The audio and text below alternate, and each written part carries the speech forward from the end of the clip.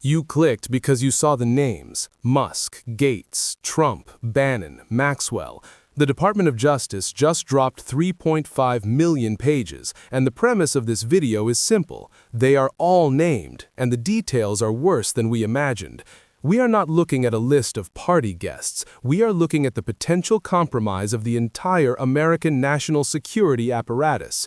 While the mainstream media focuses on the salacious gossip of who did what, I am going to show you the dates, the emails, and the blackmail logistics that suggest foreign intelligence services have had their hooks in our oligarchs for over a decade. This is the end of the age of heroes.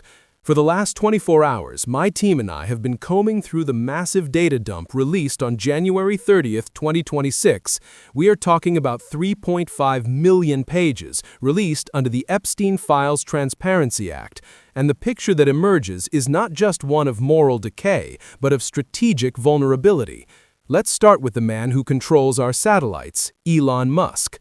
For years, the narrative has been that Elon Musk met Jeffrey Epstein once or twice for fundraising and regretted it. That narrative collapsed yesterday.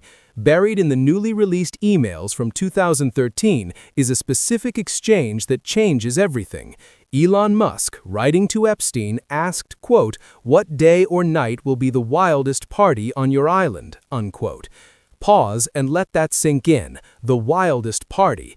This is not a request for a business meeting. This is not a request for philanthropic advice. This is a specific request for the most compromising environment possible. Why does this matter to you? Because Elon Musk is not just a car salesman, he is a defense contractor.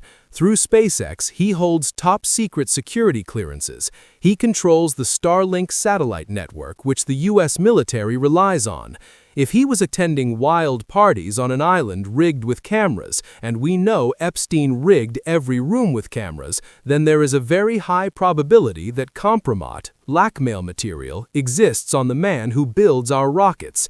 In the world of intelligence, you don't need to use the blackmail to be effective. You just need the target to know you have it. If foreign entities or Epstein's handlers had footage of the CEO of SpaceX at a wild party, that is a national security gun pointed at the head of American defense. And the emails show Epstein responding, telling Musk to, quote, "play it by ear," unquote, and that there was, quote, "always space for you." This relationship was warmer, deeper, and more transactional than we were ever told. But if Musk represents the future of American power, Bill Gates represents the establishment. And the files released on Friday regarding Gates are frankly terrifying from a counterintelligence perspective. We found emails allegedly written by Epstein to himself detailing a blackmail scheme involving Bill Gates, Russian women, and medical records. According to these documents, Gates allegedly contracted a sexually transmitted disease from, quote, "Russian girls," unquote. The documents claim Gates then asked Epstein for antibiotics to secretly treat himself and his then-wife Melinda without her knowing the source. Look at the geopolitics of this. Russian girls. In the intelligence world, this is the oldest trick in the book, the honey trap. If Bill Gates, one of the most powerful men on earth, was sleeping with Russian nationals provided by an intelligence asset like Epstein, and then required off-the-books medical treatment to cover it up, he created a perfect leverage point. Epstein knew, the Russians likely knew, and suddenly the man who funds global health initiatives and holds sway over U.S. policy is vulnerable to pressure. This explains the mystery of why Gates stuck around Epstein long after the initial conviction. It wasn't just money, it was fear. The documents allege Epstein was furious when Gates tried to pull away, threatening to expose the Russian affair and the medical secrets. This is the definition of an intelligence operation. This is not just rich men behaving badly. This is rich men being harvested for influence. And this brings us to the most disturbing realization I had while reading these files. We are 4 minutes in, and you need to understand the twist. The mechanism here wasn't sex, it was media. We found Steve Bannon's name in the files, the architect of the modern populist right, the man who supposedly hates the globalist elites. What was he doing there? The files indicate he was involved in media coaching and training for Epstein. This is the key that unlocks the whole room. You have the richest left-wing tech titan, Bill Gates, you have the richest libertarian futurist, Elon Musk, and you have the architect of the MAGA movement, Steve Bannon, all orbiting the same man. Why? Because Epstein wasn't running a brothel. He was running a command and control center for American influence. He was collecting people from every ideology. If you are a foreign adversary looking to destabilize the United States, you don't just blackmail the president, you blackmail the opposition too. You blackmail the media strategists, you blackmail the defense contractors. You ensure that no matter who wins the election, you own the winner. The presence of Bannon alongside Gates and Musk proves that this operation was nonpartisan. It was universal. They wanted everyone. And that brings us to the current political firestorm, Donald Trump. The January 30, 2026 release contains FBI whistleblower logs that are explosive. We are seeing allegations of parties at Mar-a-Lago described as, quote, calendar girl parties. The files contain a summary of a call to an FBI hotline, where a woman claims she was forced to perform oral sex on Donald Trump when she was 14 in New Jersey. The log details that she allegedly bit him during the act and was struck. Now, we must be objective. These are raw FBI tips. They are allegations, not convictions. Trump has denied everything, and his team is calling this a political smear. But look at the context. We have logs of calendar girl parties. We have logs of Epstein recruiting girls directly from Mar-a-Lago spa staff. We have the sheer proximity of these two men in the 90s. For the average American voter, this is the nightmare scenario. We are entering the 2026 midterm cycle, and the presumptive leader of the Republican Party is facing allegations of child sexual abuse buried in 3 million pages of DOJ documents. This paralyzes the political system.